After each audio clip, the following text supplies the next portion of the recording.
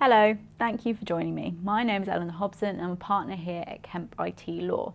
In my latest series, I'm covering the key UK privacy and AI law developments that you need to know in 2025. Today, consent or pay, the new guardrails for personalised advertising and cookie walls under the UK ICO's January guidance. I'll be covering the key legal points, that's today, and the new UK position, that's the next video. So 2025 recap. What on earth is consent or pay? Well, consent or pay is where an organisation gives users the option as to whether to access their services for free but take personalised advertising, or to pay a subscription without that personalised advertising.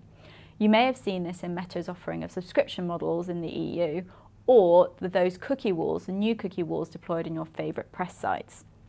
Now, the story starts back in 2018 over the lawfulness of Meta's use of customers' personal data for personalised advertising on Facebook and Instagram. Since then, it's blossomed into a debate on the lawfulness of cookie walls and the reuse of personal data for personalised advertising more generally. Now, two key areas of law apply here. One are the Privacy and Electronic Communications Regulations, or PECR for short, and two is the GDPR, whether that's the UK or the EU GDPR. Now, PECR is important because it states that consent is required to drop any cookies, and that will include all of your personalisation and advertising cookies. Now, many of you will be familiar with this, the most obvious iteration being those cookie banners that you interact with on a day-to-day basis. Now, although PECR is a UK law, it comes from an EU directive, and therefore there will be similar requirements across the EU. Now, the GDPRs also apply because cookies are deemed personal data because they uniquely identify an individual, in this case to serve them personalised ads. Now, as personal data, the GDPRs therefore require a controller to identify a lawful basis for processing that personal data.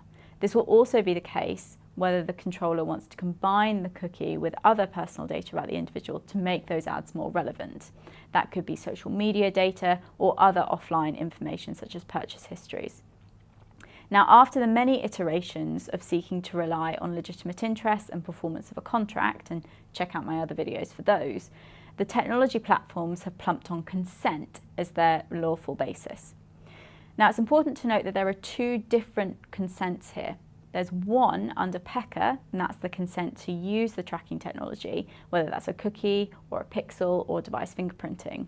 And the second is the GDPR consent for processing the associated personal data.